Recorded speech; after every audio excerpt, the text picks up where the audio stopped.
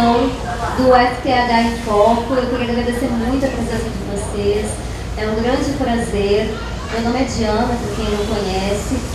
E hoje a gente tem a honra de receber muitos convidados de outras instituições, porque nas outras vezes nós recebemos só convidados internos, então é muito legal estar aqui, conhecendo novas pessoas e enchendo a casa, né?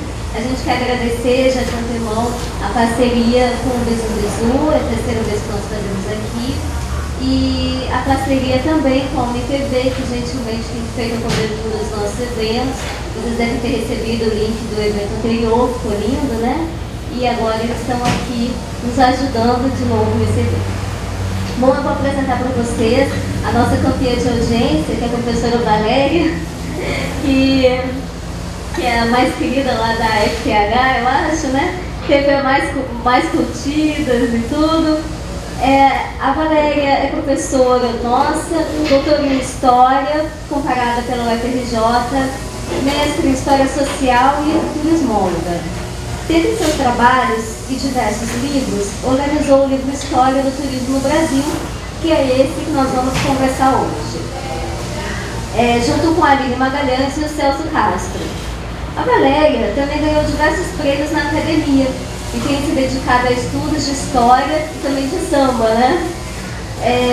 Coordenou o Laboratório de História em Turismo e Valéria também tem título de professora mais querida entre os alunos do turismo, né? E não há quem resista à sua simpatia e simplicidade. Seja bem-vinda, Valéria.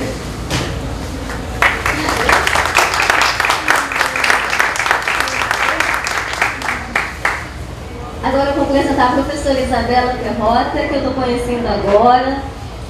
Foi extremamente bem indicada pela Valéria, então é um prazer enorme, já fiz propaganda para os alunos das suas pesquisas, né? Então muito bem-vinda. A professora Isabela é doutora em História pela FGV, é designer e historiadora, e autora de vários livros sobre design, imagem e souvenir no Rio de Janeiro.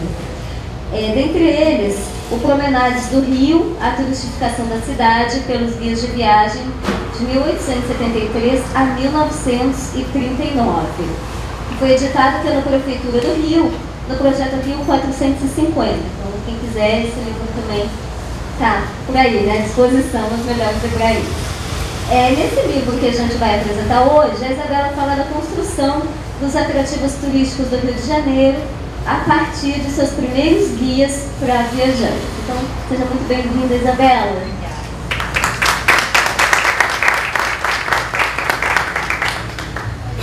Agora eu vou apresentar para vocês o André Daibert, que fez uma viagem longa, está nos presenteando aqui com a presença dele, mas acabou de chegar de Juiz de Fora, a gente estava esperando ele. Então foi muito legal que ele conseguiu vir, né, e contribuir com o nosso evento. O André possui graduação em Turismo pela Universidade Federal de Juiz de Fora, mestrado em Bens Culturais e Projetos Sociais pela FGV e doutorado em Planejamento Urbano e Regional pela Universidade Federal do Rio de Janeiro. Ele é professor do Departamento de Turismo da Universidade Federal de Juiz de Fora e hoje vamos falar do seu artigo A Natureza Turística de Petrópolis, uma reflexão através dos seus primeiros guias turísticos. Tá? Nós ficamos muito felizes com o interesse da Isabela e do André em participarem desse evento e é um imenso prazer recebê-los aqui. Por favor, palmas para o André.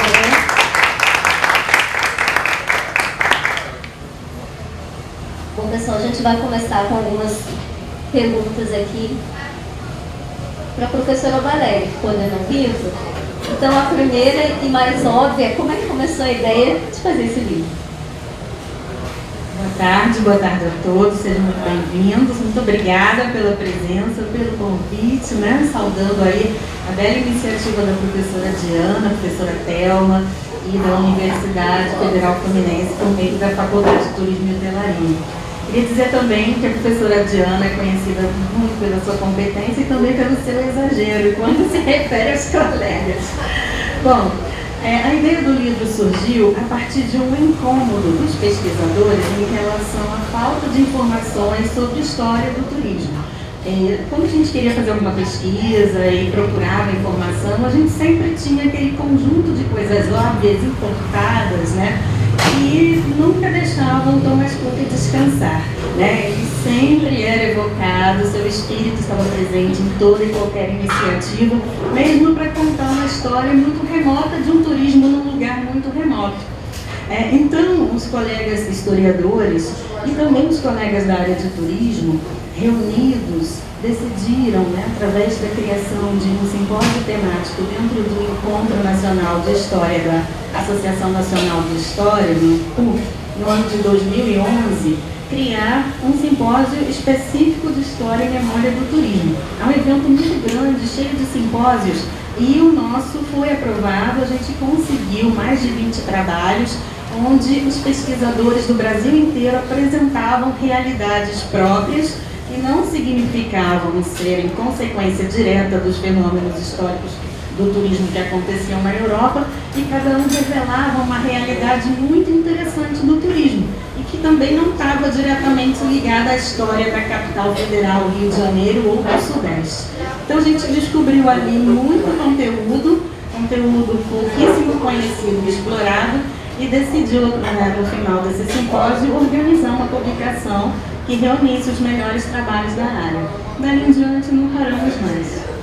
Então, vocês defendem que esse livro é um livro militante, né? É extremamente importante, mas ele levanta essa bandeira. Você diria que levanta alguma? Sim, na apresentação do livro a gente pontua a necessidade da escrita de uma história do turismo no Brasil. Porque tanto os acadêmicos da área de história quanto os acadêmicos da área de turismo não deram a devida importância às antecedências desse fenômeno turístico, ao passado do fenômeno. Na história, o tema era considerado desimportante porque havia questões mais relevantes tradicionalmente discutidas nesse campo, como o próprio trabalho.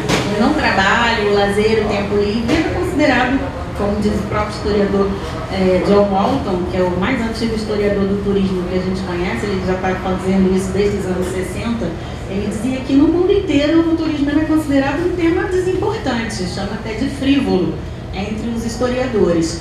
E no campo do turismo eram aquelas reproduções importadas, né? Que tudo começa ou na pré-história, quando os hominídeos nômades começavam a tentar buscar alimentos para sobrevivência e caçar, ou na antiguidade, passando por Idade Média, Renascimento, com toda aquela trajetória cronológica e anacrônica, ou com Thomas Cook. Então, a militância que a gente faz é no sentido de que possamos dar uma atenção à memória do turismo no Brasil e à escrita de uma história desse turismo, uma história própria, indo aos arquivos, lendo as fontes e parando de repetir a história dos outros como se fosse a nossa mesma.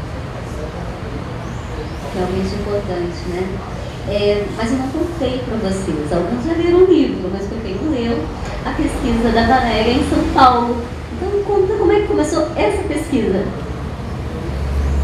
Na verdade, foi uma oportunidade criada dentro das minhas pesquisas de doutorado, que investigavam o turismo de uma forma comparativa no Brasil e na Argentina na década de 30. E foi quando eu recebi uma comunicação de que a Folha de São Paulo estava com seus arquivos abertos, arquivos online, todo esse arquivo histórico disponível aos pesquisadores.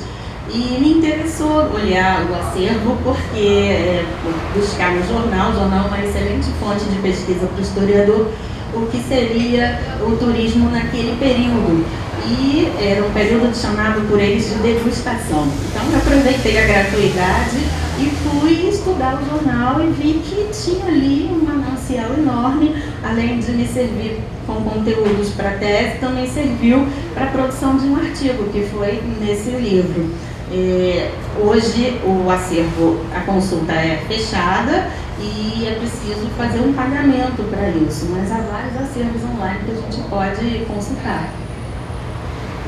Ou quem ainda não leu, pode ler o artigo, né?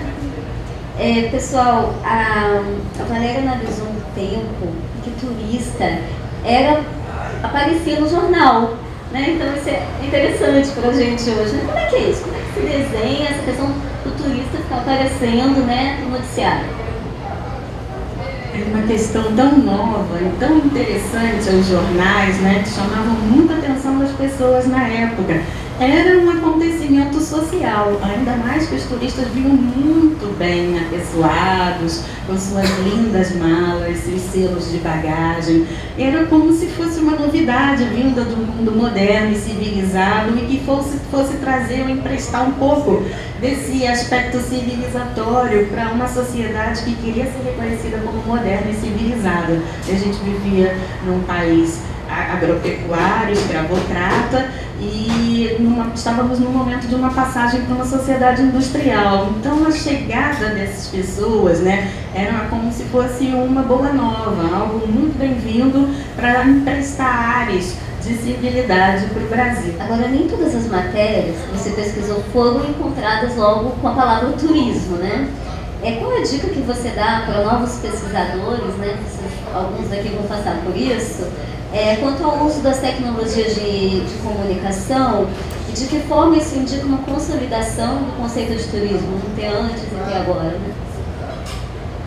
Nem sempre a gente vai encontrar buscando diretamente pelo termo turismo, nem no passado e nem no presente.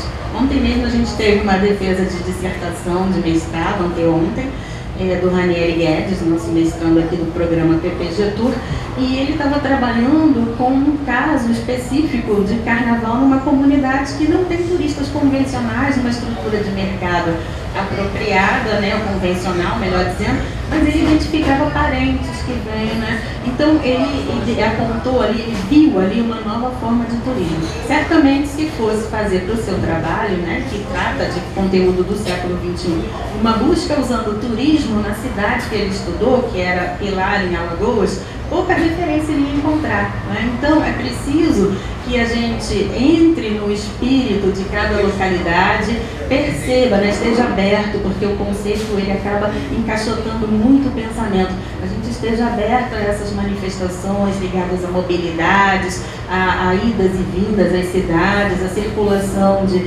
visitantes, e que seja flexível para compreender que o turismo pode estar em outros espaços não convencionais. Na época, o termo turismo não era ainda consolidado na nossa língua, aparecia muito em língua estrangeira, a Isabela menos ainda, porque ela pesquisou o século XIX, e vinha como tourist ou turista. Eu vi até globetrotter, uma expressão curiosa na própria Folha da Manhã, no Jornal de São Paulo, para se referir ao pessoal que é para o Guarujá. Excursionista era um termo mais comum. Inclusive, eu fazendo um verbete para um dicionário que a gente depois vai contar, eu não encontrei, eu estava investigando exatamente o termo excursionistas como também uma forma de turismo. Então é preciso que a gente esteja atento às sensibilidades da época, ao discurso da época, ler muitos jornais, ler a imprensa, livros do período ajudam a gente ter essa ambiência, né, e saber procurar, que nem sempre está onde a gente quer. O André está lembrando aqui o termo veranistas também e viajantes a recreio, outro termo também muito usado, recreacionistas. Agora você aponta no início que você encontrou muito termo ligado a esporte, né? E a carros turísticos, carros esportivos. Como é que começou então isso em São Paulo? O turismo era percebido nos anos 20, anos 10, não só no Brasil, mas na Europa também, como uma modalidade esportiva. Viajar já era em si uma atividade esportiva, uma prática esportiva. O próprio percurso, a viagem já trazia essa conotação de você estar fazendo um deslocamento por esporte, quase que como sinônimo de lazer.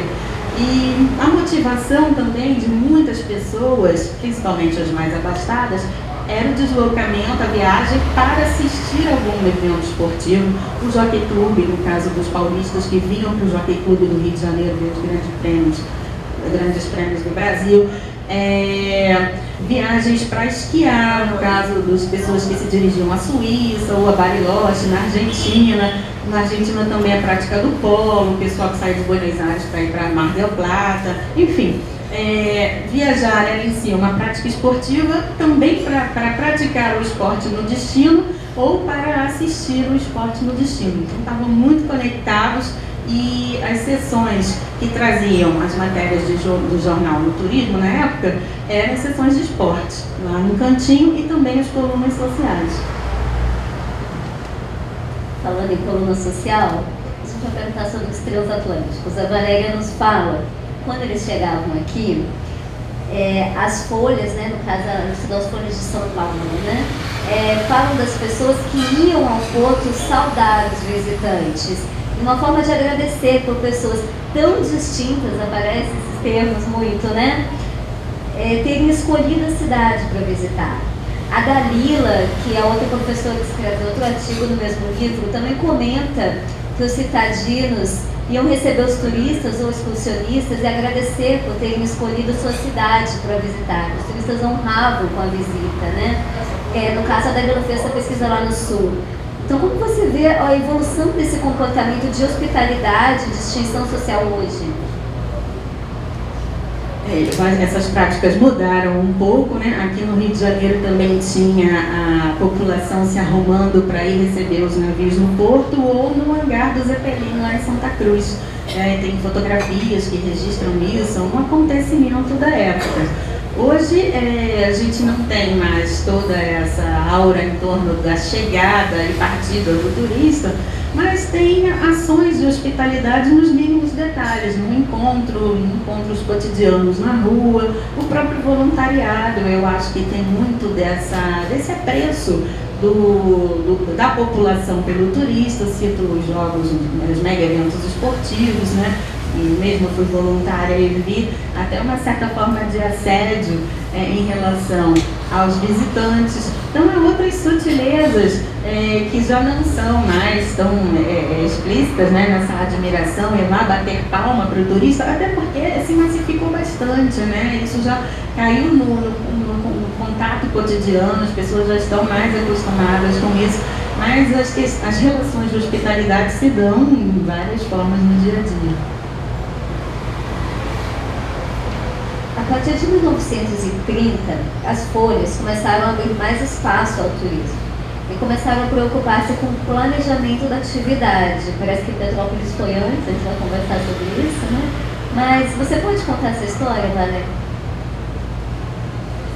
Sim, havia correspondentes da Folha, né? Quando a Diana se refere às folhas, a Folha da Manhã e a Folha da Noite, que é o matutino e o vespertino da Folha de São Paulo. Depois ela se unifica e usa o nome de Folha de São Paulo.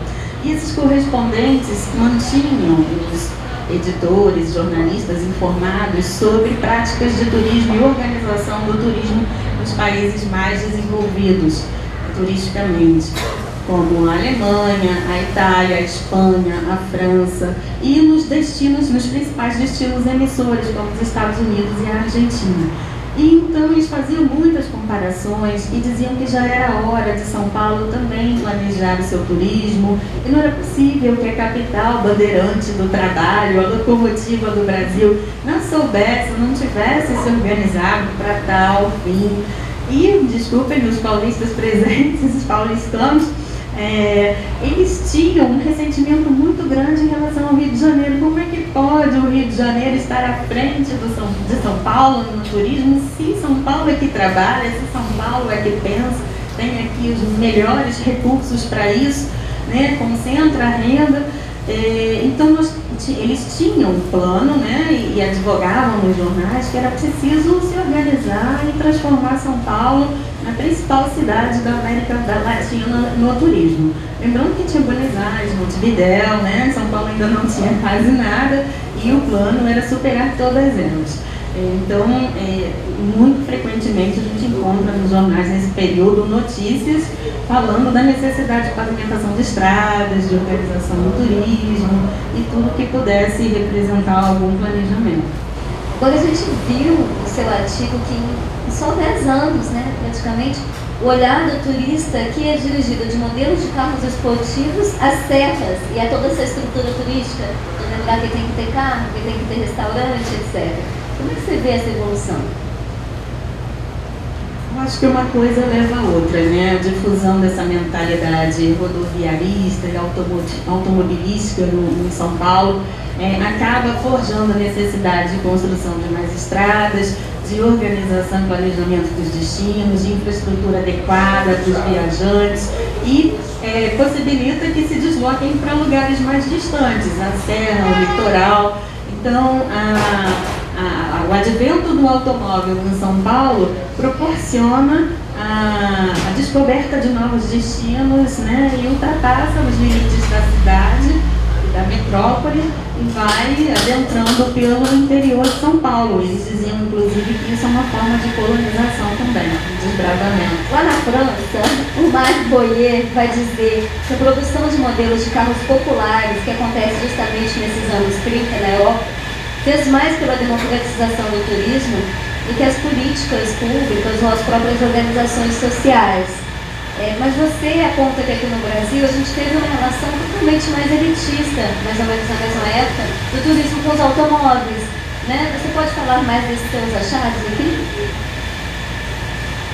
Essa percepção vem muito mais pela própria comparação com o caso argentino, né? Quando a gente compara, a gente enxerga melhor a si mesmo. E foi esse o propósito do estudo comparativo.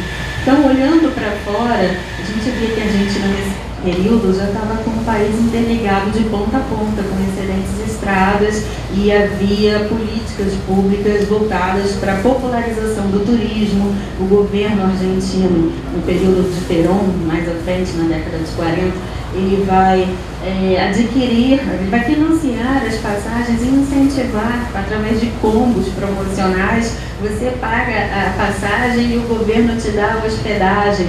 E estava havendo toda uma inclusão do operariado no lazer através do turismo, até como uma forma de controle, como dizem os pesquisadores. Mas aqui no caso brasileiro, a gente não verifica isso. Percebe que eles estão muito preocupados com a qualidade do turista, o discurso é que o turismo vai desenvolver a economia, de que é preciso atrair o turista mais abastado para sofisticados espaços e construir esses espaços sofisticados para que ele possa usufruir, ter uma boa impressão, que o turista vai levar a melhor imagem do Brasil e ele é influente, vai ajudar na propaganda patriótica do país. Então houve uma opção preferencial por um turismo elitista. Os transatlânticos, os cassinos estão aí para testar isso. Falando em elitismo, a gente encontra coisas muito engraçadas quando vai pesquisar, né? E a Valéria fala que o jornal ajudou a criar um perfil de turista indesejável. Como é que é isso? Sim, as palavras têm muito poder, né? Então, ao adjetivar o turista elegante, bem apessoado, né, luxuoso, transatlântico, e também a aviação já se desenvolvendo um pouco, era enaltecido no perfil, assim como as próprias propagandas de lojas, porque nesse momento vai se organizando também um trade, né? E as agências falam muito em requinte, em pessoas de muita estima e consideração, pessoas que são valorizadas, confiáveis, sem preocupação de segurança. Existem uns termos específicos, isso para pessoas de boa reputação e idoneidade, idôneas. Então, fazendo isso, eles estão desenhando um perfil. E, ao mesmo tempo, nas colunas policiais, aparecia uma outra figura, que eram os turistas indesejáveis. E eles usavam esse termo em letras garrafais, né? Perseguição aos turistas, aos falsos turistas. Eles usavam isso como título e davam os nomes das pessoas numa situação vexatória, de humilhação, dizendo que a delegacia apreendeu no próprio porto tantas pessoas que viajavam em terceira classe, se passando por turistas, e essas pessoas muito possivelmente eram imigrantes ilegais e que queriam vir com a desculpa de serem turistas, virem para cá para se estabelecerem e que seriam então deportadas. E esses nomes semanalmente eram listados nos jornais. Assim, eles estavam forjando o perfil do turista indesejável, e a própria lei que garantia a entrada, regulava a entrada de estrangeiros no Brasil, Se vocês forem olhar, essa lei está na internet, ela tem vários artigos e ela delineia o perfil de quem é turista e quem não é turista. Então, pessoas de diferentes perfis políticos, anarquistas, comunistas, nazistas, fascistas, não são turistas. No Brasil, ciganos, esportistas, eles chamam de aleijados, né, os portadores de necessidades especiais, hoje que a gente tenta incluir no turismo, eles eram terminantemente barrados do turismo por lei. Então, isso tudo vai forjando esse perfil indesejável. E a notícia boa é que só vocês sabem disso, quem assistiu o vídeo, porque esses detalhes não estão no livro, né?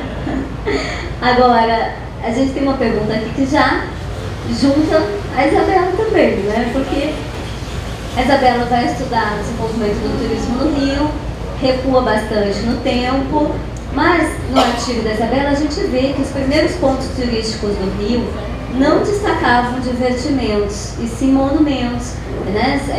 Eram atitudes mais estáticas, contemplativas. Já a Valéria nos mostra uma história posterior e começa com esse movimento de carros esportivos, São Paulo, né? da experiência. Então, até que ponto vocês dizem que aí pode, mais para a Valéria, pergunta, mas até que ponto vocês enxergam que aí começa a economia da experiência mesmo, a relação da economia da experiência no turismo? É uma boa questão. Estou aqui pensando como é que eu vou te responder isso aí. Isabela quer desenvolver enquanto eu vou pensando? Eu acho que não existe... Boa tarde a todos. Eu acho que não existe turismo sem experiência, né? O conceito de economia da experiência é muito recente, mas a experiência não é, né? Enfim, acho que não existe turismo sem experiência. A gente está falando... Você quer que eu já fale um pouco dessa coisa que você falou do contemplativo? Porque quando eu parti da construção do turismo no Rio de Janeiro, através dos guias, dos primeiros guias do Rio. Eu não imaginei que eu fosse estudar isso na minha vida.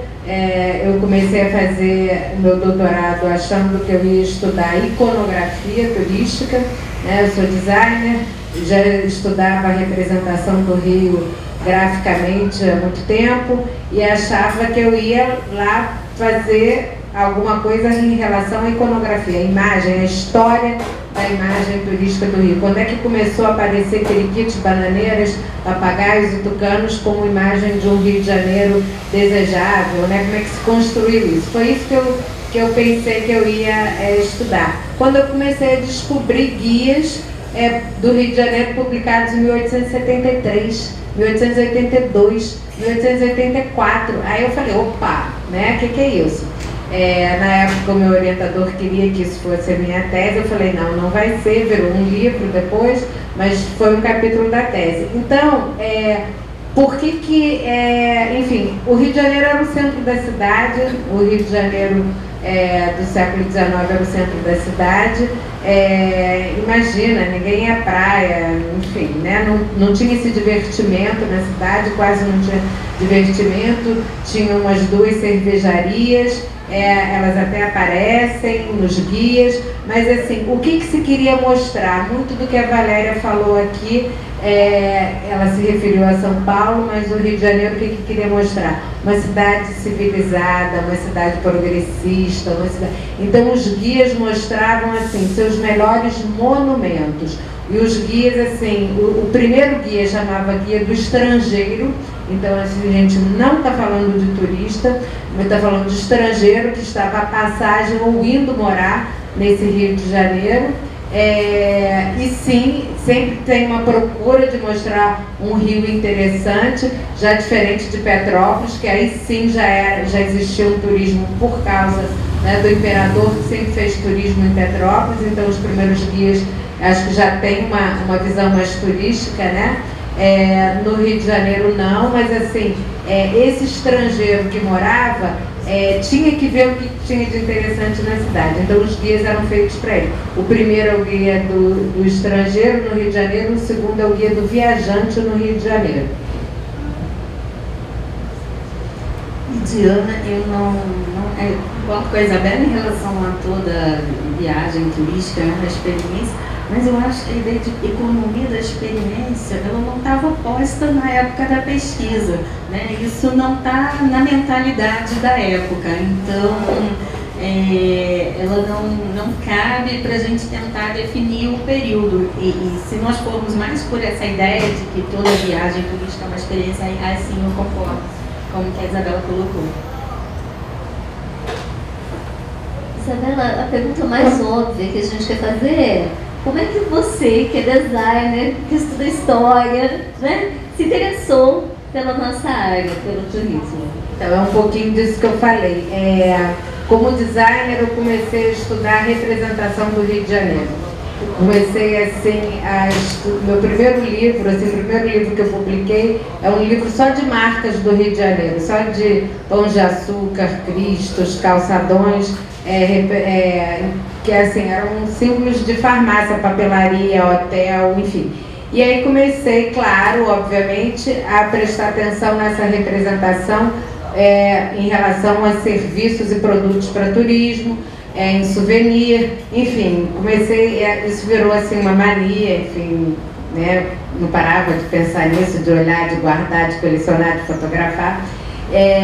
Quando eu fui fazer o meu mestrado, eu falei, não vou fazer isso, porque eu já faço isso há muitos anos, chega, já coleciono muita coisa, não vou fazer isso.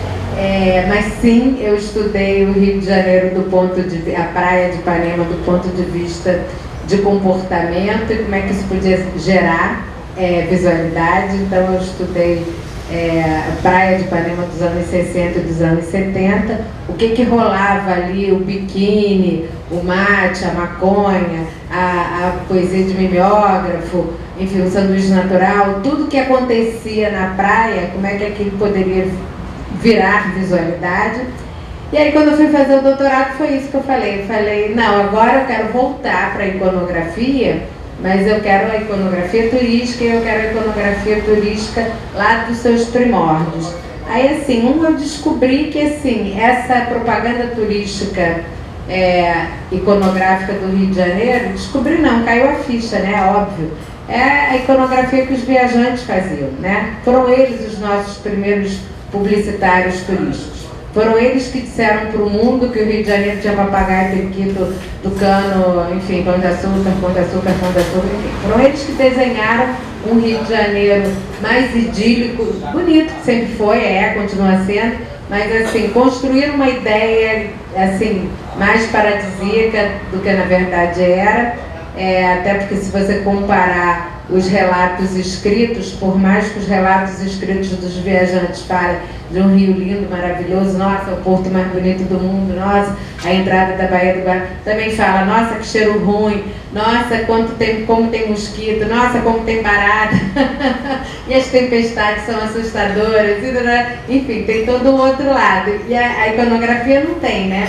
Então, assim, a iconografia, de fato, foi um capítulo da tese, mas aí foi isso, assim, eu me deparei com fontes primárias que nunca tinham sido reunidas, nunca tinham sido pesquisadas, não estão reunidas em lugar nenhum. Grande parte desses guias que eu pesquisei estavam na mão de um colecionador, não tem nem na Biblioteca Nacional, tem todos reunidos. Alguma coisa eu encontrei na Biblioteca Nacional, alguma coisa eu encontrei no Gabinete Português de Leitura, alguma coisa eu encontrei no Museu da República, enfim, e fui achando muita coisa na mão de colecionador. Então, me deparei com a importância dessas fontes primárias que nunca tinham sido reunidas e, enfim, eram tão enfim, importantes mesmo, né, assim, interessantes. Isabela, poesia de mimeógrafo, Isabela. Fiz uma viagem no tempo. Vocês não sabem o que é, né? Mimeógrafo é o avô da fotocópia, o avô do xerox, e é o grande responsável pelos professores de manhã cedo estarem cheirando a álcool. Eu juro que eles não eram alcoólatras, né? Eles eram mimeógrafos. Você, Isabela, é dentre os coautores do livro que aponta uma história mais longínqua para os viajantes no Rio de Janeiro. Datando a partir de 1808, então quem quer pesquisar isso, né, tá aí a fonte. com a vinda da corte portuguesa. Como é que você vê que essa atividade começa a se desenvolver aí, nessa vinda da corte? A vinda da corte é importante assim, para a percepção de um lado mais europeu na cidade, né? Assim, primeiro as pessoas começaram a aprender, primeiro houve um interesse das pessoas que aqui moravam a conhecer a Europa. Como é que é o nome do autor da Moreninha? Joaquim Manuel de Macedo. Desculpa. O Joaquim Manuel de Macedo tem uma coluna no jornal super interessante, que até virou livro, é um livro que foi reeditado há poucos anos atrás, que ele reclamava, assim, em pleno século XIX, que as pessoas conheciam mais a Europa do que o Rio de Janeiro. Então é interessante isso, que a vinda da coroa, ela faz com que o brasileiro, claro, de um determinado nível social, tenha interesse pelo turismo, faz com que venham muitos estrangeiros para o Brasil. Então, quando a gente está falando do guia do estrangeiro, do guia do viajante, esses estrangeiros estão aqui por causa da coroa portuguesa, né? Tudo que acontece na cidade a partir da vinda deles. Então, assim, essa relação com a Europa acontece a partir daí. E são os estrangeiros que são os primeiros hoteleiros no Rio de Janeiro. E, inclusive, assim, os hotéis chamam hotel francês, hotel dos ingleses, hotel do inglês, hotel do, né? Ou mesmo quando eles têm um nome comercial, muitas vezes eles são identificados em relatos de estrangeiros como eu fiquei hospedado no hotel do francês. Não que o hotel do francês fosse o nome do hotel, mas porque era de dono francês. E você vê também nas publicidades dos hotéis, assim, é um estabelecimento francês, um estabelecimento inglês, enfim. Então isso contribuiu para esse entendimento do turismo de uma maneira maior.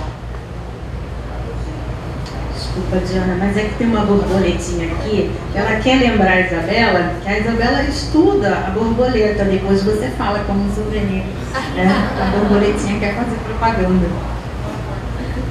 Agora todo mundo ficou curioso, né? Mas, Isabela, você destaca que a primeira publicação para turistas estrangeiros no Rio não tinha fotos. Logo você querendo estudar iconografia, né? Que desespero. Mas aí, quando é que essa relação do turismo, né, com as imagens desponta? O primeiro guia de 73 não tem foto nenhuma, é um guia assim pequeno. Em 82 tem um guia grande, de mais de 600 páginas, um guia muito completo. Ele tem uma litografia curiosamente do Morro Dois Irmãos, que é aquele morro que fica ao final do Leblon. Eu acho isso assim muito interessante, porque isso, eu acredito que, porque o autor diz, na próxima edição terão mais imagens, e até cita, assim, não me lembro agora quais imagens, mas imagens mais óbvias para aquela época, né? Mas porque aquela imagem, eu acho que assim, devia ser um lugar tão longínquo, devia ser quase assim, como ir, sei lá, né, fazer um passeio longe. Então aquilo devia ser uma coisa tão diferente, que é aquilo que ilustra. Depois a gente tem um guia no final do século XIX que tem uma fotografia de verdade, um papel fotográfico colado na parte de dentro da capa. E aí, assim, a gente só vai ter que começar a ter guias muito ilustrados e até com ilustrações pequenas no início do século XX, 1905, 1906, aí tem vários guias ilustrados. Mas eu sempre pontuo um guia de 1922, que eu até já escrevi um artigo só sobre esse guia, que é um guia que eu amo de paixão, e um guia que eu consegui comprar no sebo, eu já conhecia, né, por causa desse colecionador, e um dia eu descobri num sebo nossa, assim, foi muito bom comprar. É um guia lindo que chama Guia Artístico do Rio de Janeiro. Guia artístico porque ele é um guia de fotografia no sentido artístico. Assim, as fotografias são muito bonitas. Então, assim, a fotografia aparece, a fotografia mesmo aparece na década de 20. Antes você já tem algumas ilustrações, mas na década de 10 já tem fotografia, mas antes disso você tem ilustração, pequenininhas, litografias, pequenos clichêzinhos, que são feitos muito provavelmente a partir da fotografia, mas são ilustrações depois transformadas em clichê, não são fotografias mesmo. Mundo novo, né? A gente não queria imaginar um guia sem imagem, sem foto, né? Agora, parte da explicação é que os primeiros guias eles não se referem a turistas, né? A Valéria também encontrou um pouco isso nas Folhas de São Paulo, que era um outro perfil, né? Então, quem é que viajava para o Rio? E qual era, afinal, a utilidade desses guias? Então, eram muitos comerciantes que vinham se estabelecer na cidade, mas tinha de tudo. Tinha diplomatas, religiosos, militares, enfim, todo tipo de articulação do ponto de vista de um Estado, né, que se instalava no país, enfim, então todo tipo de articulação assim internacional, mas muitos comerciantes. Então, comerciantes que vinham para se estabelecer, entre outras coisas, criando os primeiros hotéis da cidade, justamente porque a cidade começava a receber estrangeiro, então criavam os primeiros hotéis. Enfim, então é isso, esses guias eram feitos para mostrar muito o melhor da cidade, o melhor do ponto de vista de uma cidade civilizada, não de uma cidade selva, mas de uma cidade civilizada, não de uma cidade perdida nos trópicos do Novo Mundo, né, como muito se escreveu no século XVI sobre o Novo Mundo como uma coisa, enfim, fantasiosa. Então eu queria mostrar isso, assim, o que a cidade tinha de mais progressista, os seus monumentos mais importantes. Tivemos, inclusive, uma outra curiosidade aqui, que tinha um guia que a Isabela encontrou, que fala do Rio como uma cidade assim, não tão bela, bem diferente dos guias que você encontrou, né, André? Como é que é isso, Isabela? Então, um desses guias é justamente esse guia de 82, que depois é reeditado em 84, 1882, 1884.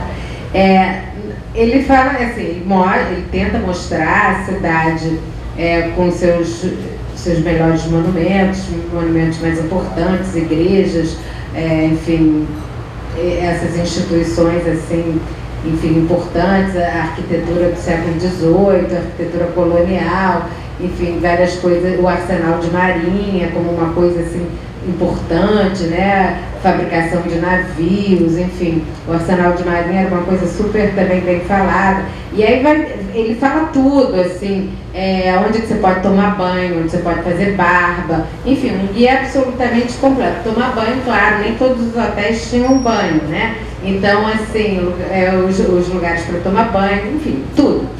E aí ele fala, provavelmente quando você chegar no Rio de Janeiro, você não vai achar assim, que o Rio de Janeiro é tão bonito quanto se diz. Não é assim, uma cidade muito bonita. Vocês vão ver que os do André são bem diferentes. Falam que Petrópolis é maravilhosa, né? Mas os primeiros guias, então, eles não falavam do Pão de Açúcar, não falavam de praia, não falavam de carnaval, né? O que interessava esses antigos viajantes, e hoje você coloca lá qual é o ícone mais presente, né, no Rio. Conta pra gente. Hoje, sem dúvida nenhuma, o ícone mais presente é o Pão de Açúcar. Isso aí vai desde da minha primeira interesse pela representação do Rio, que é de marcas, as marcas do que tem o Pão de Açúcar. Niterói, inclusive, durante a década de 80, sei lá, 90 talvez, não sei, a prefeitura de Niterói era representada pelo Pão de Açúcar com um solzinho, que foi motivo de uma certa piada, né? Tá vendo? Olha, o melhor deles é a vista do Rio, né? Enfim, mas a própria prefeitura de Niterói usou o Pão de Açúcar, então esse é o ícone mais representado. A entrada da Baía de Guanabara, por onde entravam inicialmente os navios, depois os transatlânticos e o próprio aeroporto Santos Dumont, você vê o Pão de Açúcar, então assim, foi a grande imagem turística do Rio de Janeiro sempre. Mas assim, o acesso à Urca não existia, né? Então assim, até se escalava, num desses guias se fala que você consegue chegar lá e tal, e escalar já falava em escalada, mas era uma coisa assim, muito difícil. O acesso, não existia o acesso à Urca, não existia o acesso à praia, então era uma coisa que ficava lá, era bonita mesmo de se ver, mas enfim, não chegava lá, né? Não chegava no Pão de Açúcar, mas chegava no Corcovado, né? Fiquei muito surpresa. Como é que é isso? Em 1850 já tinha excursão no Corcovado? Conta pra gente.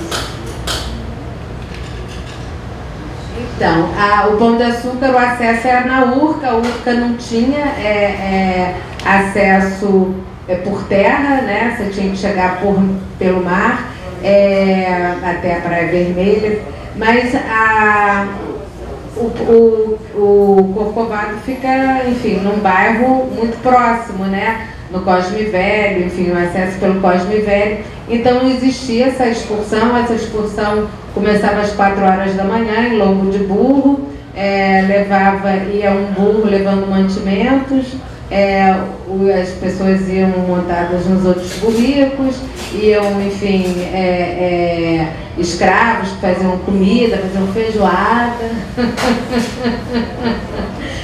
A feijoada já era uma questão, né, turística também. Enfim, aí a gente tem relatos também, não tem isso não aparece nos guias, mas isso aparece em relato de viajantes. Alguns viajantes falando da excursão ao Corcovado.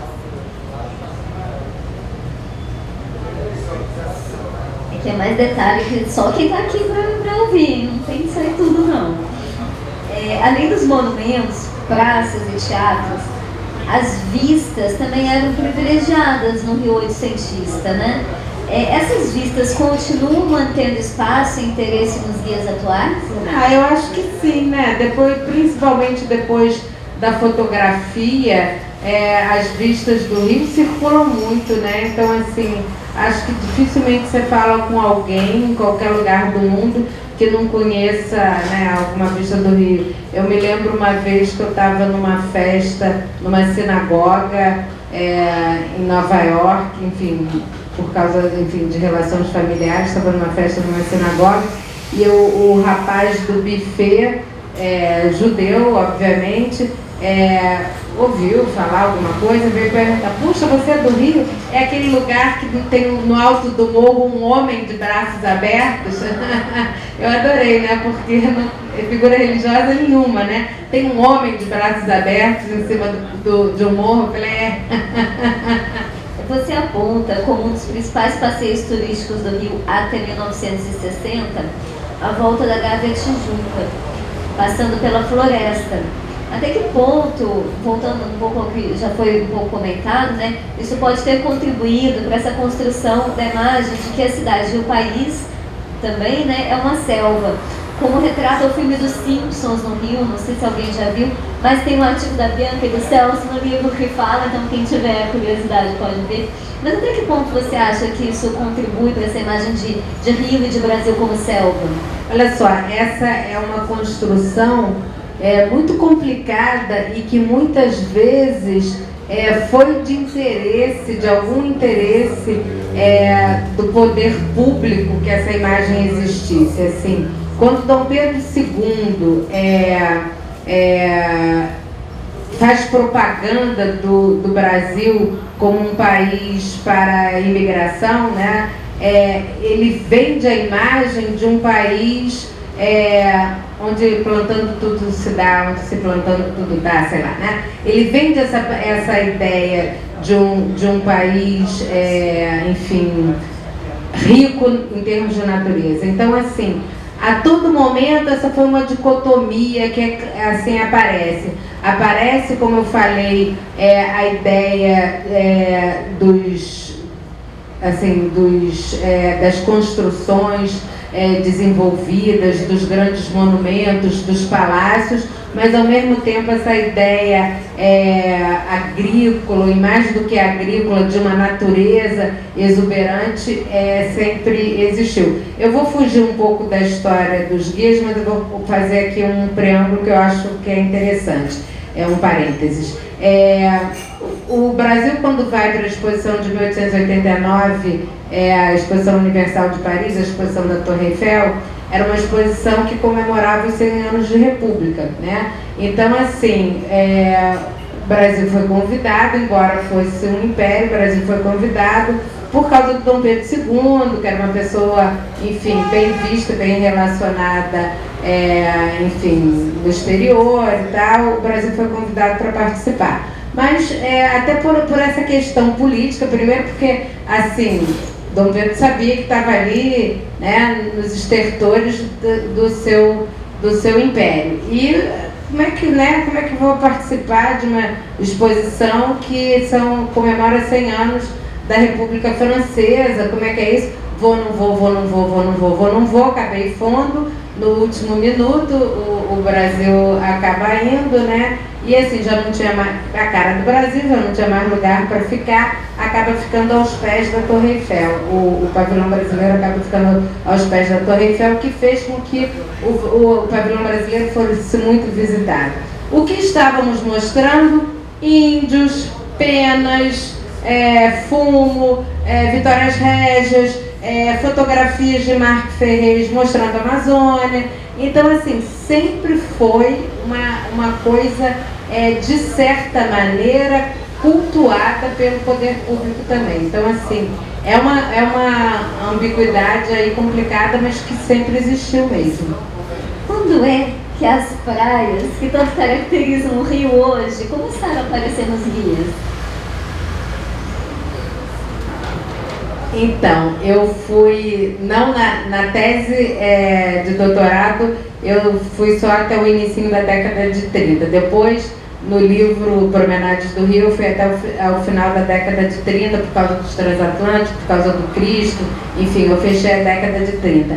Em nenhum guia fala-se muito de praia. Praia não era uma coisa civilizada. Imagina, né?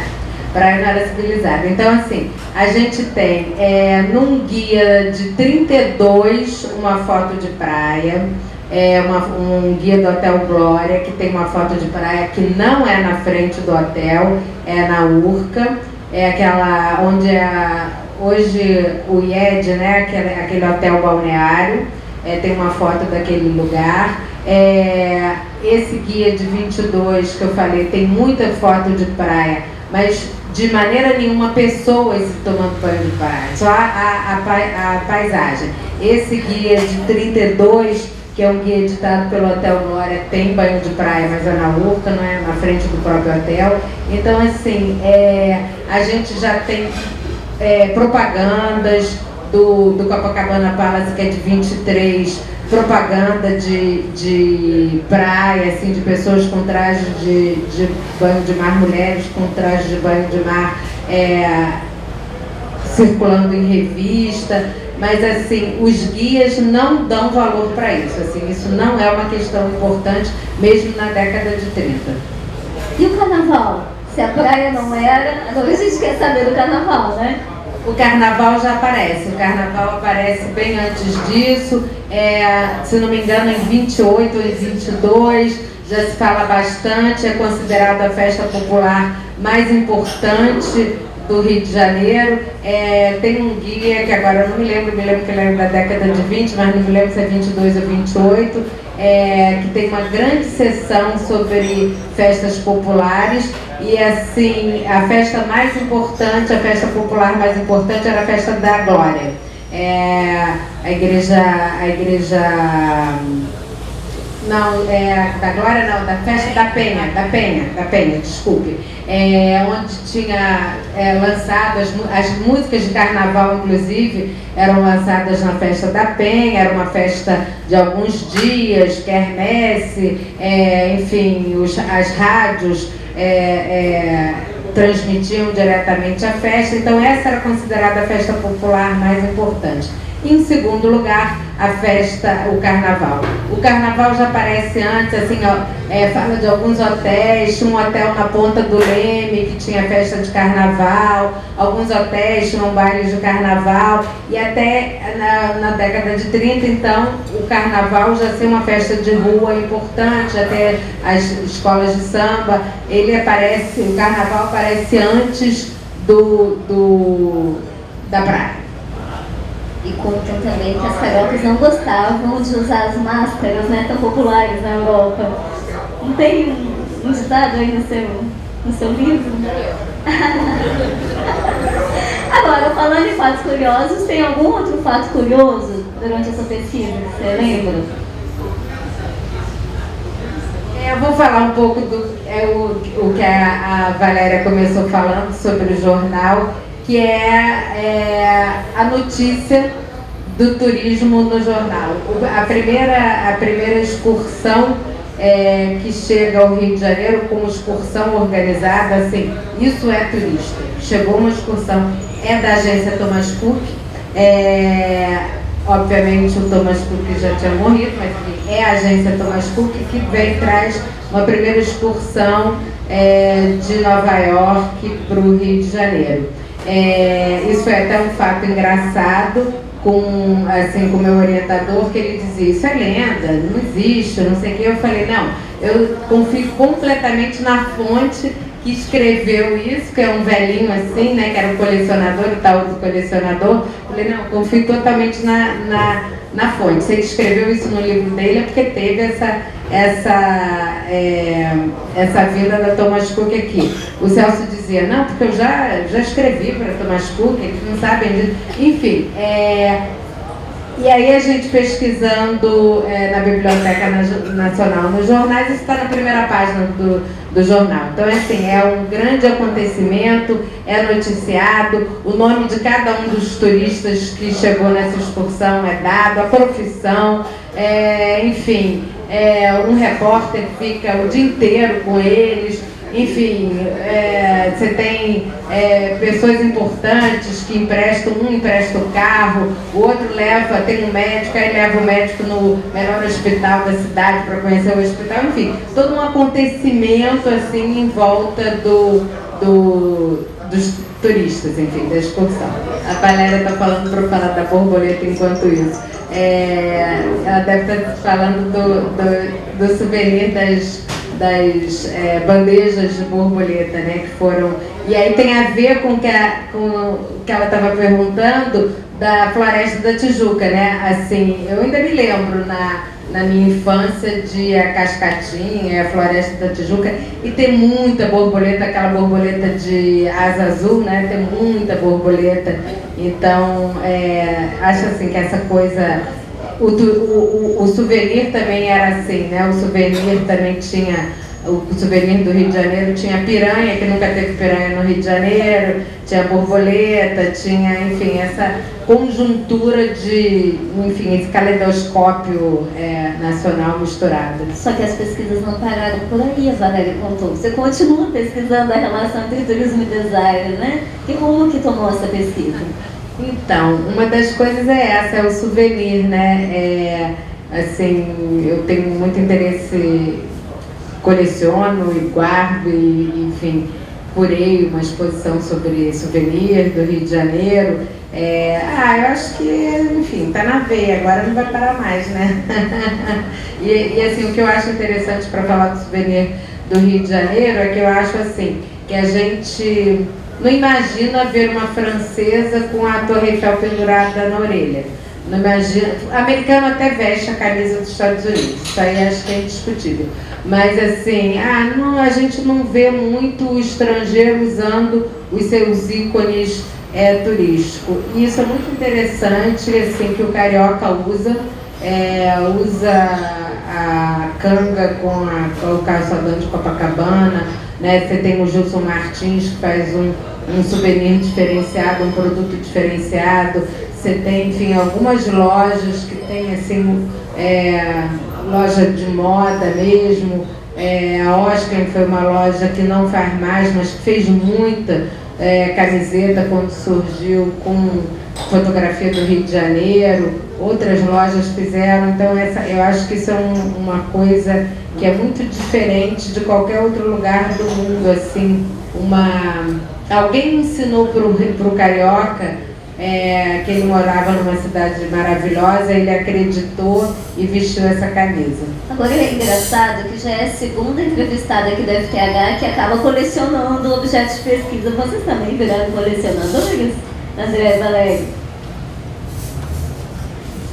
Em parte, eu acabei assumindo uma coleção lá no FJF, que é um acervo documental chamado NUPED TUR, Núcleo de Pesquisa, Documentação e Turismo, que na verdade sempre foi um núcleo de documentação de pesquisa, ainda não decolou, que é um acervo documental que uma professora, a Alice Arcuri, começou a colecionar de guias, de folders, de revistas e recortes gerais de turismo, que não tem muita temática.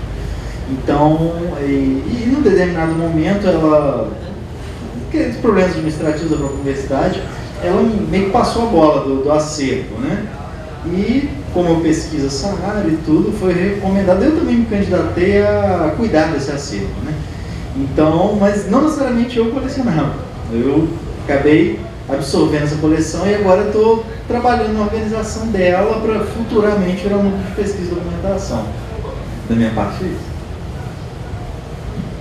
Além da coleção física, a gente também tem coleção digital, né, das muitas e muitas fotos, dos muitos e muitos arquivos que a gente visita, porque uma coisa que o historiador precisa é da memória preservada, e o que não há é preservação dessas fontes. Eu cito o próprio Centro de Estudos Turísticos da UNB, que está com fontes herdadas da Embratur, um acervo preciosíssimo em péssimo estado de conservação.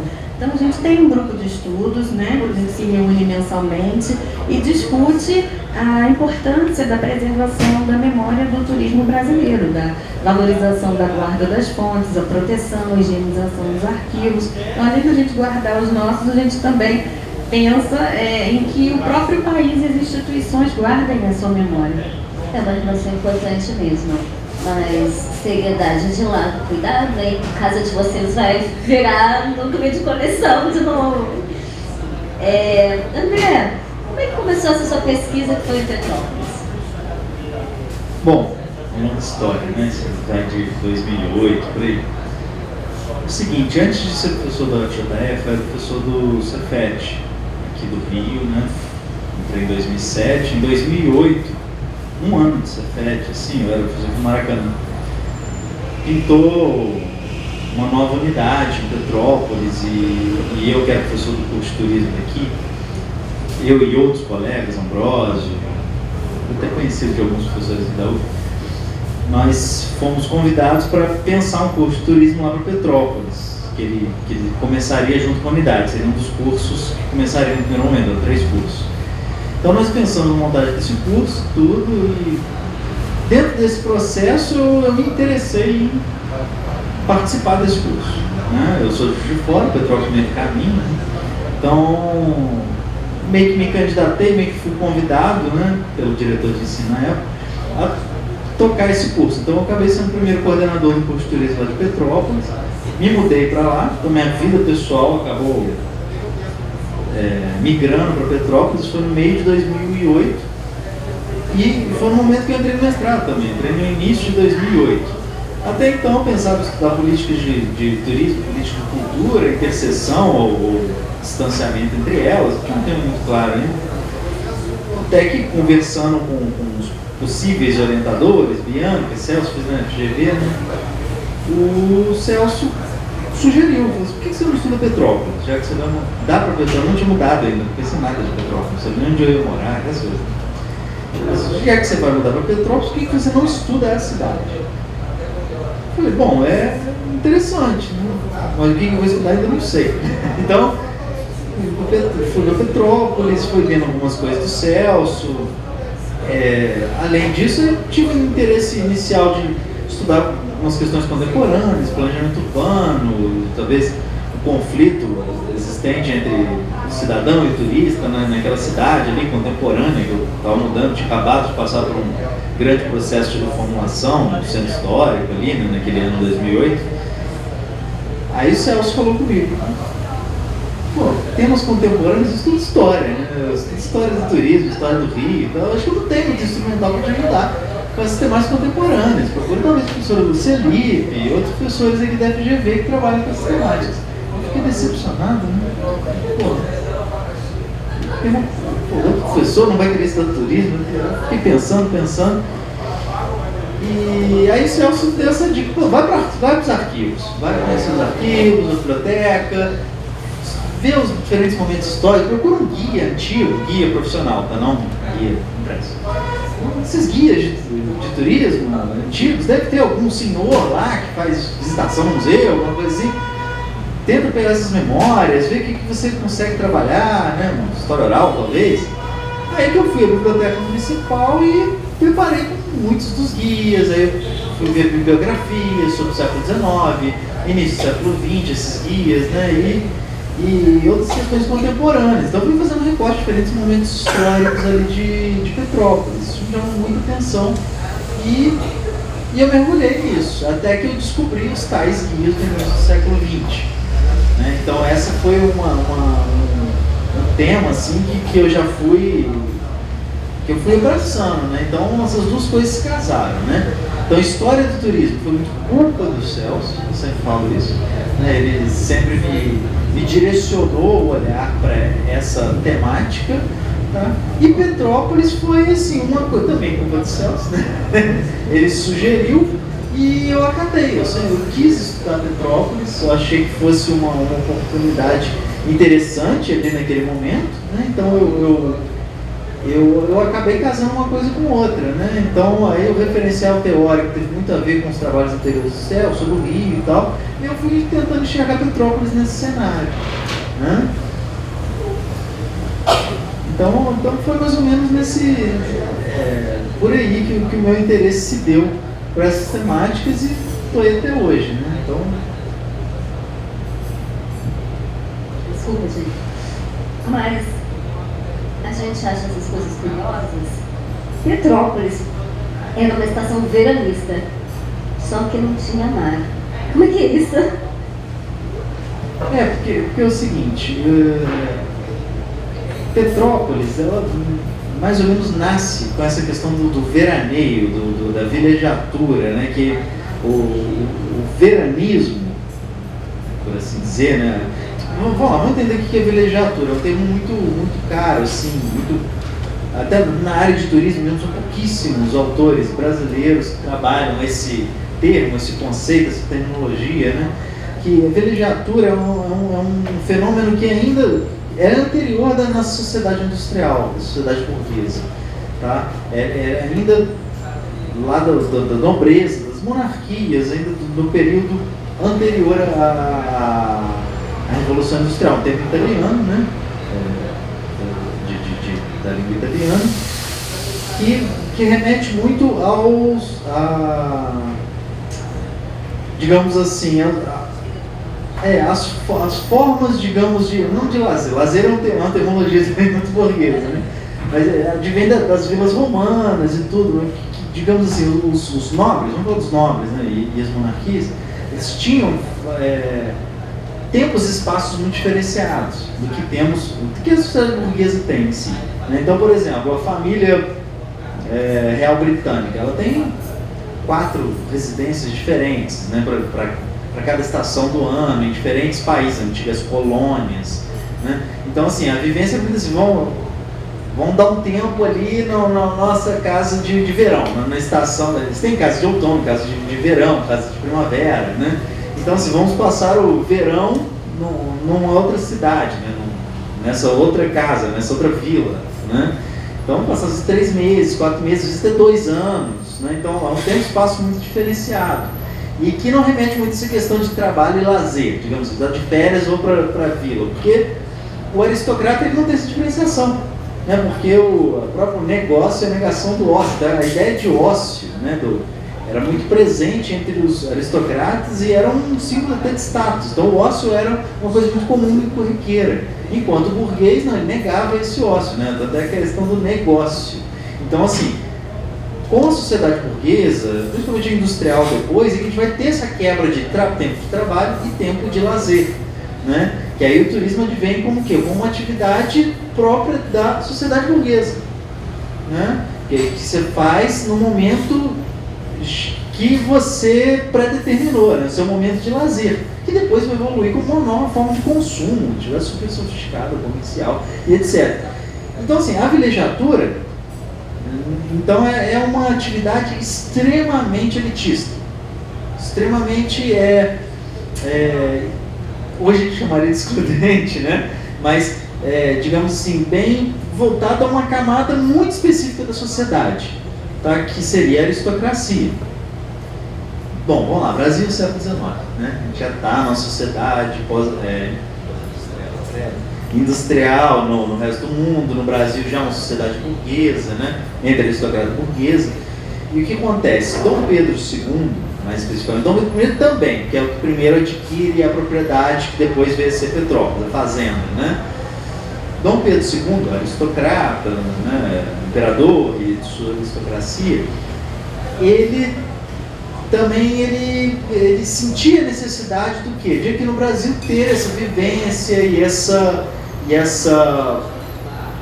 esses hábitos próprios das aristocracias europeias, né? Então ele projeta essa ideia. A Casa Imperial Brasileira ela tinha suas diferentes residências, tinha a Fazenda de Santa Cruz, tinha, né, o próprio Paço lá em São Cristóvão, o Paço Real ali na Praça 15, mais outra que eu não lembro de cabeça agora, Botafogo também, né?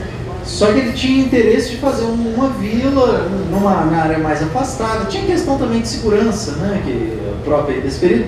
Tinha questão climática, que era muito importante. Rio de Janeiro é uma cidade muito quente, aquela coisa toda. Então ele projeta essa ideia, antes de Dom Pedro I, né? De fazer uma residência própria de verão, palácio de verão. Na verdade, foi o único palácio projetado, edificado e concretizado, né, por Dom Pedro II. Os outros são de outros períodos, até adquiridos de outras épocas, de colonial, como o próximo Paço de São Cristóvão, né? Então ele projeta essa, não só a residência, mas toda uma vila aristocrática, que seria essa vila de Pedro, chamada depois de Petrópolis. Essa foi a ideia inicial de Petrópolis, ser uma vila de veraneio, né, de Dom Pedro e seus amigos, sua corte, né? Ele cede terreno para essa corte. Então é uma cidade que tem toda, não cidade nesses termos, mas uma vila que é toda planejada para esse fim, né? Em colônia alemã e tal, que depois vai dar vida própria a Petrópolis, a questão de abastecimento e tudo mais, né? Então a ideia de vilegiatura ela é muito próxima aí nesse momento, no século XIX. Então esse termo usado de vila, de veraneio, né, o veranear em Petrópolis. Então, a partir do momento que Petrópolis, que a casa de Petrópolis é edificada, até antes disso, Dom Pedro começa a subir todos os anos, né, principalmente nos períodos de verão, entre os meses de dezembro e março, principalmente. Mas ele passou temporadas que acho que chegaram a 2 anos em Petrópolis direto. Então os próprios despachos imperiais passam a sair de lá, né, de Petrópolis, e toda a sua corte vai junto e tudo mais, né? Hotéis são edificados nesse momento também, que eram muito próprios dos burgueses, né? Os nobres ficavam nas suas casas aristocráticas, palacetes, né? O palácio era do imperador, os palacetes dos nobres, a diferenciação de palácio e palacete naquela época. Hoje a gente chama várias coisas de palácio, Trendim, extremamente burguês, né? Mas na época era essa diferenciação, e alguns hotéis, ainda em 1850, são edificados muito por conta dos burgueses já ali presentes, né?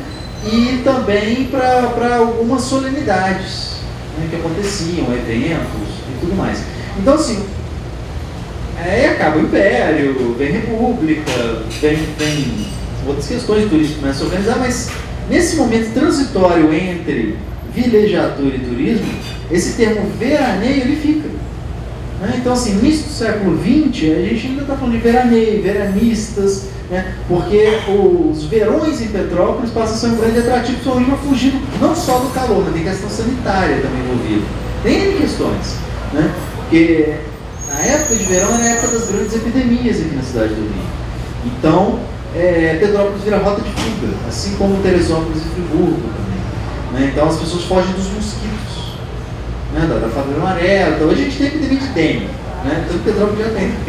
Mas na época era a febre amarela, que era avassaladora, não tinha ainda a vacina, né? Que ela é do início do século XX. Então, assim, o imperador e a corte fugiam para Petrópolis nesse período. Então tem essa questão, os embaixadores ingleses eles recebiam um adicional de salubridade para trabalhar no Rio. Então, assim, já a embaixada inglesa também constrói uma casa em Petrópolis. A embaixada passa, muitas das embaixadas dessa questão diplomática vai para Petrópolis também. Então tem esse justificativo também sanitário, que é importante a gente lembrar. É bem curioso a gente pensar que agora a gente pensa em verão, que é mais calor e mar, né? Mas é muito flagrante essa questão do bom clima nos guias que você aponta, né? Que você pesquisou. E o destaque ao bom clima foi uma situação de contexto histórico, na tua opinião?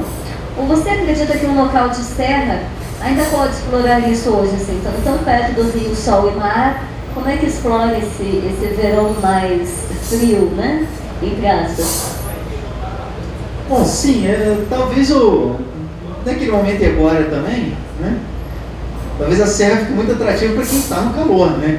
O cidadão da cidade, do Rio, por exemplo, né? Ele acaba sendo o público-alvo de uma cidade serrana porque ele está cansado do calor, né? Enquanto o turista está vindo para perceber o calor, sentir o calor e tal, o carioca quer sair fora, né? Isso já acontecia antes. Mas eu acho que assim, para a gente pensar lá no passado, a gente não tem como descontextualizar a questão da saúde, era muito associado, sabe? A serra, bom lembrar, já que a gente estava falando de praia, tanto as montanhas como as praias eram lugares de refúgio. Eram lugares vistos como perigosos, insalubres e tal. Isso começa a ser repercebido no advento da medicina social, né? No caso da serra, né? Isso tem muito a ver, que começa a perceber que o meio influencia na saúde do ser humano. Então, as pessoas começam a se preocupar mais começam a se preocupar mais com os meios que elas vão conviver, não só no dia a dia, mas também nos momentos já falando de lazer, no início do século XX. Então, assim, a questão de saúde é muito presente. Curiosidade? Não é bem uma curiosidade, mas um fato. Mas esses guias, eles apresentam isso o tempo todo. Petrópolis é vendida como uma cidade salutar. Fala-se que é imune aos mosquitos. Não balela, mas assim, isso é colocado, talvez por ter um índice quase nulo de febre amarela, que era um mosquito que se tinha preocupação no período. Eu percebi uma série de anúncios de médicos, curas, farmácias. Era muito comum esse tipo de anúncio nos guias de Petrópolis, está muito associado, né? Na contracapa de um dos guias fala assim: visite Petrópolis, o melhor tônico, né? Até uma orientanda minha que depois ela aprofundou um desses aspectos. O título do trabalho dela foi Petrópolis, o melhor tônico.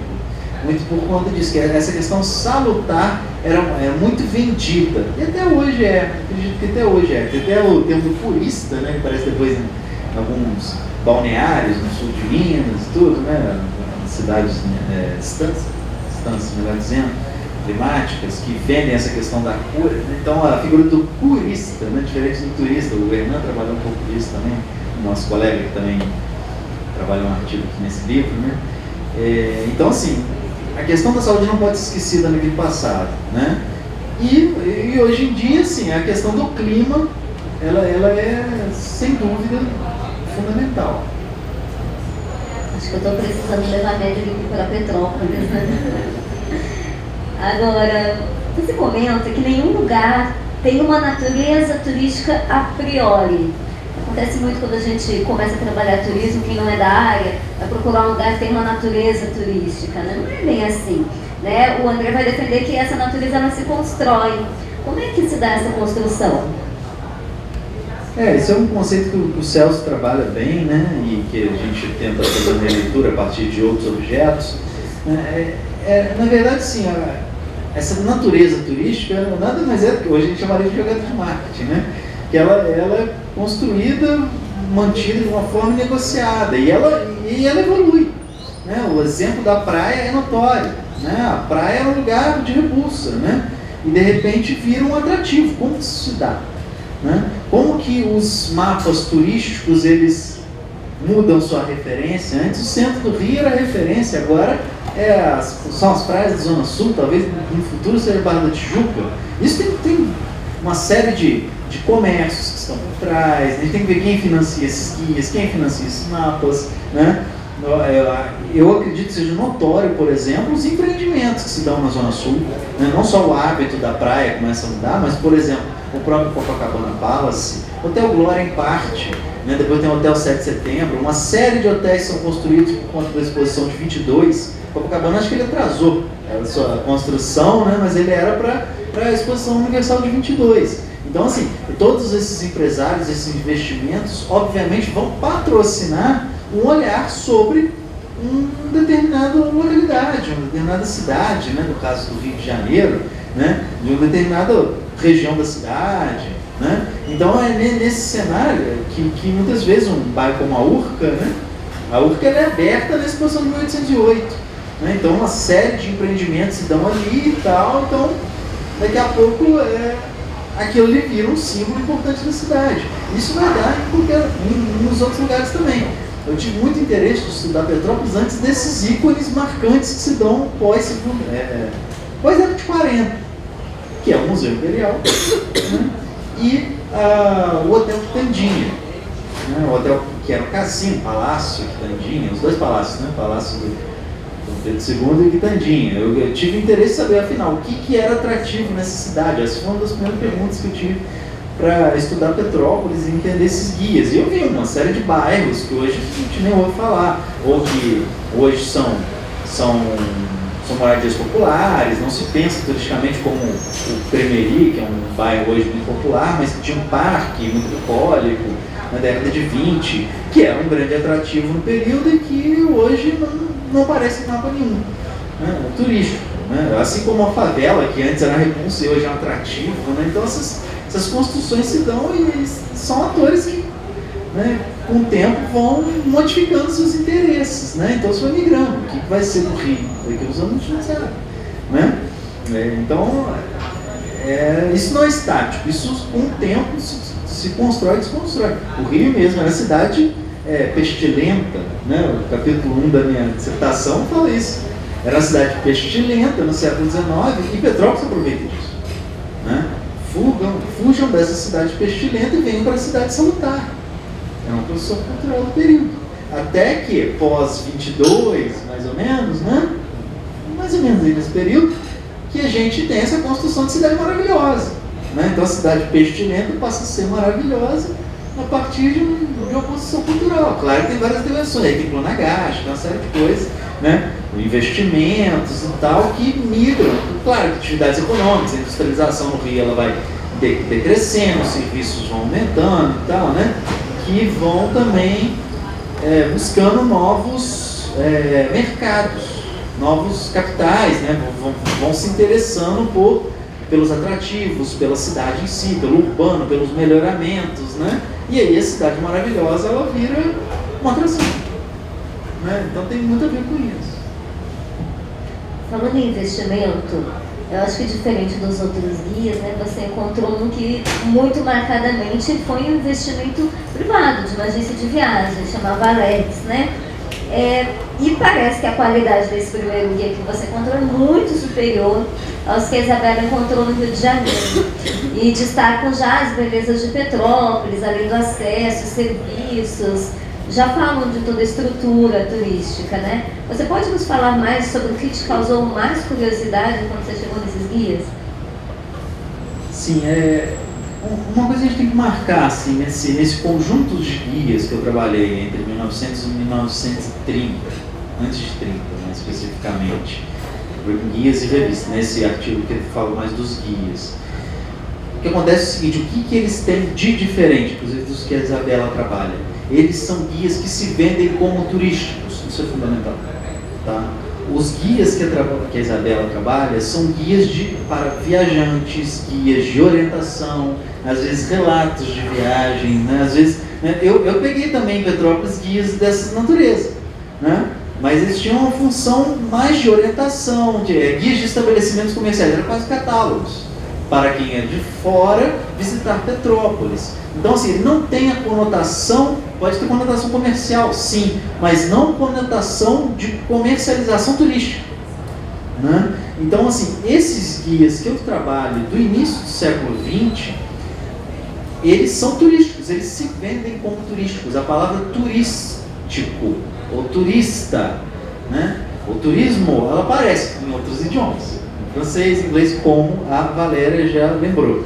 Eu estou até querendo pesquisar, minha tese não deu tempo, né? As coisas não deu tempo, de entender quando a palavra turismo aparece nos dicionários brasileiros. Eu arrisco que é no meados da década de 20 ali. Cheguei na Biblioteca Nacional, mas eu queria entender qual era o dicionário mais relevante da década de 20. Mas acredito que é entre 23 e 24. Entre o ano 23 e 24, que é onde os jornais começam a portuguesar esse termo.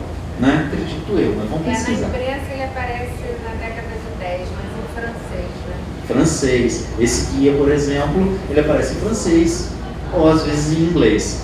Então, assim, esse guia de 1910, né, o guia de Petrópolis, guia Alex, né, ele se marca por isso. É um guia turístico, ele se vende como turístico, ele se apresenta como algo inédito, inclusive. Ele é trilingüe, ele aparece em inglês, francês e português, né, integralmente em 3 línguas. Ele traz ilustrações e ele se vende como já numa proposta de trabalhar o turismo de forma organizada, né, como já acontecia em outros países do mundo, como era o guia Michelin lá na Europa, né, Europa e Estados Unidos. Então, assim, e essa agência, na verdade, ela organiza o guia, porque todo guia é patrocinado por diferentes agentes, diferentes atores, sujeitos, né? Então, aparecem em forma de anúncios, né? Então, essa agência, na verdade, não era necessariamente, apesar de se vender como uma agência de turismo, era uma agência de várias coisas. Era uma agência de publicidade, né? Se vendia. Esse Alex, ele se apresentava como um jornalista. Então, ele se apresentava como agente de publicidade.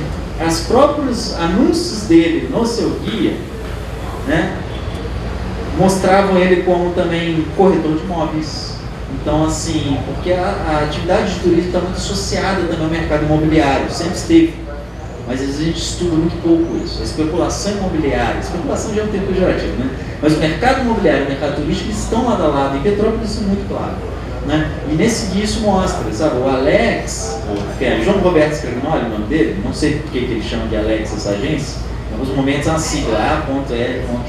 Bom, ele fala, se quer alugar imóveis aqui em Petrópolis, procure Alex, quer comprar, procure Alex. Depois eu descobri que ele fazia incorporações imobiliárias também com outras famílias tradicionais, Rocha Miranda, os Guimbe. Eles tinham uma empresa de incorporação imobiliária, de terrenos e tudo. Isso eu descobri depois. Mas bom, então assim, esse guia chama muita atenção por isso, por ser um guia comercial, um guia de turismo. Não só o guia Alex, mas os outros também, organizados pelo Sindicato de Iniciativa de Turismo de Petrópolis, que depois virou o Touring Clube de Petrópolis. Os tourings no mundo inteiro também são organizadores importantes de guias e revistas. e de comunicações voltadas para o turismo. Então, esse sindicato de iniciativa do turismo, que era nada mais é do que uma organização privada em prol de desenvolver a atividade turística, também organizava guias comerciais. Aí, é claro, um guia comercial, ele não vai trazer aquele comentário falando que a cidade do Rio não é bem assim, ou Petrópolis não é bem assim. Vai falar que é o melhor lugar do mundo, né? Como o professor meu falava, né? O professor Euler, que hoje está na Rural, ele é um antropólogo, que trabalha com... É professor do CEDERJ também, né? Que trabalha com antropologia do turismo. Ele traz um termo, né, que ele está teorizando sobre, que seria o turicentrismo, que é um etnocentrismo em prol do turismo, né, que é aquela história, aspas, ele coloca, o melhor lugar do mundo é aqui. Né? Todo lugar se vende como o melhor do mundo. Né? É uma das naturezas turísticas colocadas. Petrópolis faz isso, Rio de Janeiro faz isso. Curitiba, então, são os campeões do melhor lugar do mundo. Né? O melhor hambúrguer do mundo, Curitiba. O melhor centro de convenções do mundo, o melhor trem do mundo, a melhor vista do mundo. Curitiba é fantástica, né? Nesse sentido, né? Que mostra um pouco. Então, o guia de turismo, o guia comercial, ele não vai falar mal da cidade. Ele vai mostrar o que é bom, ele vai mostrar o que é vendável, porque ele é comércio. Ele vai mostrar o pão de açúcar, o corcovado, a parte comercial. Não vai mostrar, né, os conflitos existentes, os conflitos favela, apesar de que agora a favela é atrativa, mas ele vai mostrar as favelas atrativas, Vidigal, né? Não vai mostrar lá o tanque, né? Oi? Praça Seca, né? E, entre outros, né? Mas já um guia de viajante, então já pode trazer aspectos críticos e tudo mais. Fora a época também, né? Então, assim, a qualidade gráfica que já se tem no início do século XX, ela é diferenciada do período que Isabel trabalha. Por fim, você encontrou nesses guias alguma contradição? Alguma coisa que você queria destacar? Contradição, você me pegou, tem que pensar um pouquinho para te responder.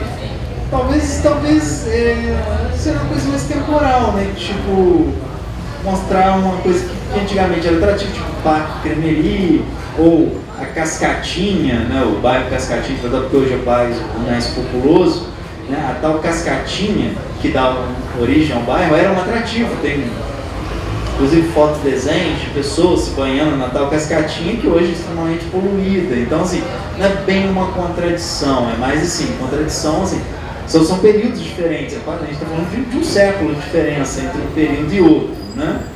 Mas eu tenho que passar um pouquinho para te responder, não lembro de cabeça. Bom, a gente costuma abrir para perguntas, não sei se alguém quer fazer alguma pergunta.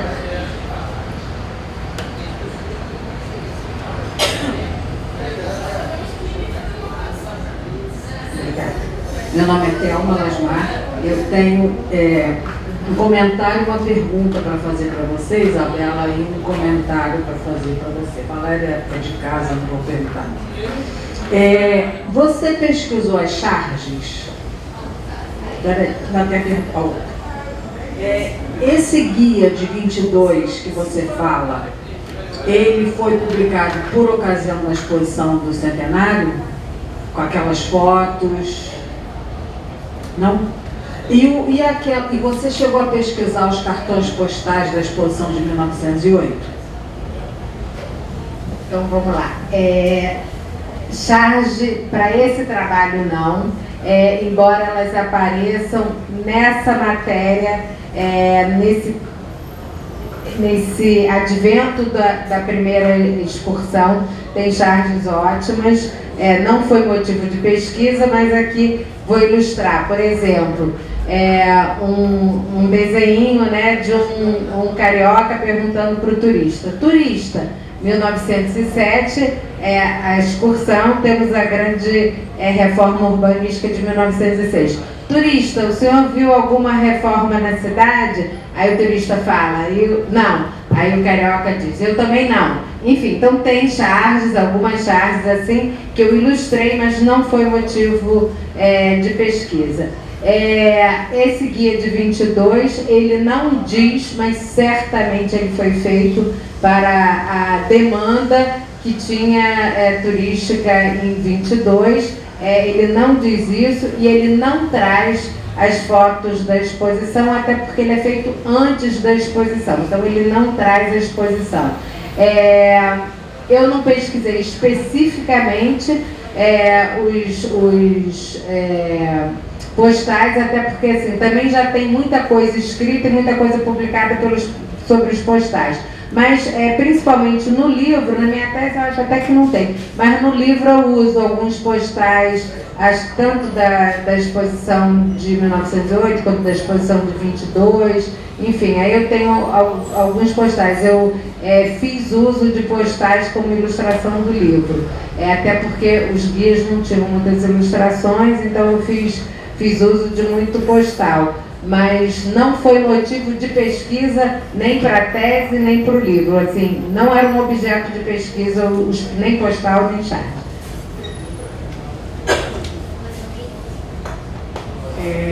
Eu fiz um projeto que depois foi desvirtuado, mas eu fiz o projeto do Museu do Pão de Açúcar, do Museu de Território, e pesquisei muito lá. Inclusive a primeira foto do Rio de Janeiro, vista de cima, que foi do Mark Ferrez em cima do Morro da Urca, aquela foto clássica, né?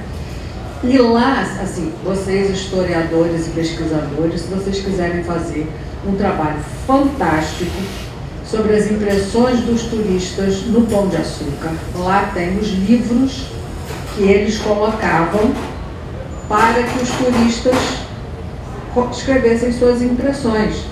Então tem depoimentos fantásticos de pessoas que subiram lá para se matar. E não se mataram porque viram aquela paisagem, aquela coisa magnífica. Gente que foi pedida em casamento. É fantástico, é um trabalho. E o material está lá, original, arquivado, se vocês tiverem algum interesse em fazer essa pesquisa. Ou é um museu aberto?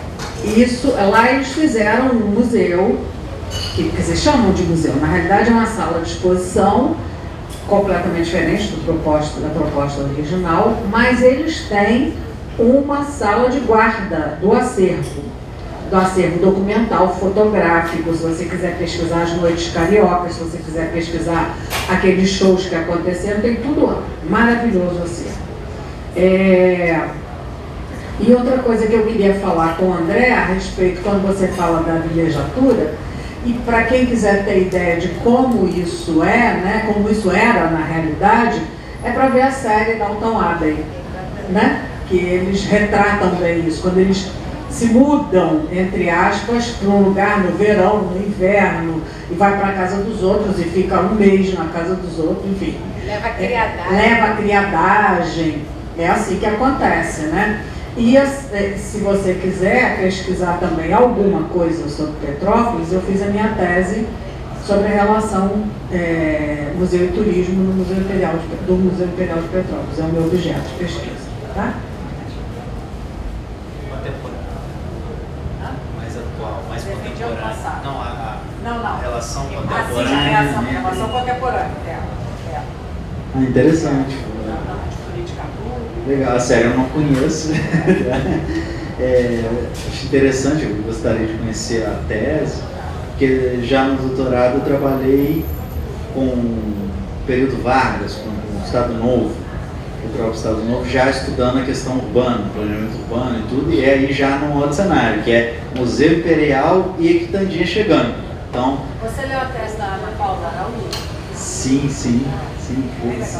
Então eu estudei a montagem do museu, né? Então eu saí estudando todo mundo, né? Os museólogos, muitos profissionais que... Eu fiz uma abordagem mais crítica, inclusive, sobre a própria montagem e a cidade, né? Que foi pensada ali para aquele novo cenário turístico, né? Que aí o próprio Agache foi chamado, fazer um plano para a urbanização de Petrópolis, a nova Petrópolis, né? Turística e tudo, né? Então seria interessante ter ver, porque eu estudei um aspecto museu, né? Agora um aspecto mais contemporâneo seria muito interessante, né? Pessoal, eu queria dar um recado e fazer um convite também, porque o grupo de estudos que se reuniu pela primeira vez lá em 2011, naquele simpósio temático, deu continuidade aos trabalhos, foram defendidas teses de doutorado, dissertações de mestrado, o grupo continua se reunindo mensalmente e lançando novas produções. E agora, para novembro, a gente vai lançar o Dicionário Histórico do Turismo no Brasil. É uma obra aberta, colaborativa, que conta com a participação de pesquisadores de todas as áreas de conhecimento, onde a gente quer fazer verbetes que possam apresentar aos pesquisadores, aos profissionais do trade turístico e ao público em geral que tem interesse, porque só pelos blogs de viagem a gente vê e tem muita gente que se interessa pelo turismo e pelo seu passado, informações relevantes sobre processos, pessoas, instituições, fatos, eventos que aconteceram no turismo brasileiro em escala nacional. Não é o Rio de Janeiro representando o Brasil, mas em cada localidade. Então nós estamos criando os verbetes e convidando as pessoas a serem verbetistas. Thelma Noites Cariocas foi uma excelente ideia, veio aqui um insight, mais um verbete. Você está convidadíssima. Então, a fazer verbetes relacionados ao que acontece no Pão de Açúcar, com essas informações todas de centro de pesquisa, relatos, shows, né? E todos os demais presentes também estão convidados. Eu já tinha conversado ali com a André em particular, né? Sobre shows de mulatas, que ela tem conhecimento a respeito do assunto, e vários outros assuntos que vocês podem fazer. O tamanho é pequeno, o verbete pode alcançar no máximo até 3 páginas, 2.000 palavras, mas a gente aceita verbete de meia página também, que dê conta de, por exemplo, uma agência que existiu nos anos 30 e que nós descobrimos na junta comercial, mas não se tem muita informação dela, né? Então, a Thomas Cook, que foi citada aqui com suas atividades no Rio de Janeiro, Abreu Turismo, que é muito antiga, outras mais recentes. A gente está fazendo uma lista, já chegou a 200 verbetes, mas tudo que vocês lembrarem, quiserem colaborar, né, é só escrever para a gente, que a gente vai ter o maior prazer de ter a participação de todos, tá bom? Posso dar um e-mail para eles mandarem? Pode ser para o meu mesmo, valeria@turismo.uf.br, valeria@turismo.uf.br. Tem até verbetes mais recentes sobre o Rock in Rio, por exemplo, né? Esse aí já tem dono. Uma frequentadora assim das edições passadas não deixa ninguém pascar, é dela. Mas escrevendo a gente libera a lista de verbetes, vocês podem adotar aqueles que tiverem afinidade e a gente vai ter muita gratidão por essa colaboração de vocês, tá bom? Obrigada. Valeria@turismo.uf.br. Pessoal, então hoje nós queremos agradecer falando nesse trabalho colaborativo, né? Além dos nossos entrevistados que carinhosamente vieram de longe, mudaram a agenda. Agradecer a todos vocês que estiveram aqui, estejam conosco. Agradecer a Luísa, que está lá fora, e a Ingrid, que receberam vocês ali na porta, a Thelma, que faz parte da equipe organizadora, e o Felipe, que vocês ficaram sabendo do evento provavelmente por ele, tem nos ajudado sempre muito, né? Continuar agradecendo a parceria da UniTV e do Bizu Bizu dessa vez. E hoje, então, nós entrevistamos a Valéria, o André e a Isabela, falamos sobre história, turismo e design. E o próximo FTH, ele vai convidar os professores Adriana e Lidísia, deve acontecer daqui a um mês, e nós vamos fazer um especial de pessoas com deficiência. Vocês são nossos convidados especiais também. A gente vai mandar os convites, vocês podem colocar os e-mails, a gente sempre está mandando convites preferenciais. Curtam nossa página, sigam a página que o Felipe prepara com muito carinho, FTH em Foco no Facebook. E em breve a gente disponibiliza a gravação também, pede curtidas e divulgação para todo mundo. Muito obrigada.